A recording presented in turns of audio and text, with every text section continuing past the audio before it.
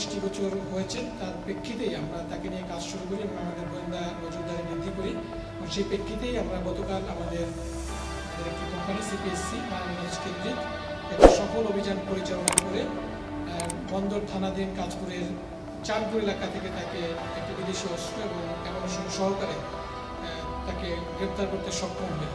তার বিরুদ্ধে অভিযোগ রয়েছে যে তিনি এলাকায় মাদক, তারপরে চাঁদাবাজি, জমি দখল, ভূমিদস্যুতা,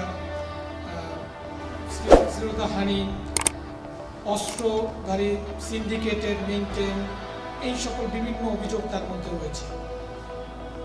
ওই যে শীতলক্ষ্যা নদী যে আছে, সেখানে যে বালক্ষেত এবং ট্রলারের মাধ্যমে যে সকল পণ্য অথবা এই যে বালু নিয়ে যাতায়াত করে, সেখানে এই বালক্ষেতের মালিকদের কাছ থেকে চাঁদাবাজি, এই জিনিসের সাথেও এই টিপু রিলেটেড।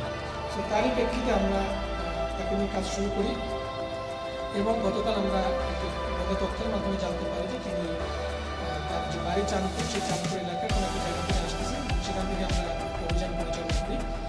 সিপিএসসি গতকাল রাত সন্ধ্যার দিকে 11টা 30 এই টাইমে একটা অভিযান পরিচালনা করা হয়। প্রথমে তাকে আমরা অ্যারেস্ট করতে সক্ষম হই এবং পরবর্তীতে তার তথ্য হয়ে তার বাসায় আমরা একটি বিদেশি অস্ত্র জব্দ করি।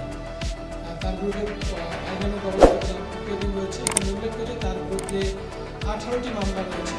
18টি মামলার মধ্যে একটি হচ্ছে অস্ত্র মামলা, একটি হত্যা মামলা, 8টি হত্যা চেষ্টা, একটি ডাকাতি, একটি অপহরণ, একটি চাঁদাবাজি এবং 2টি মাদক মামলা রয়েছে। সো এই মামলার প্যাটার্ন দেখলেও আপনারা বুঝতে পারছেন যে সে কোন লেভেলের এবং সকল ধরনের ক্রাইমের সাথে সে রিলেটেড ছিল।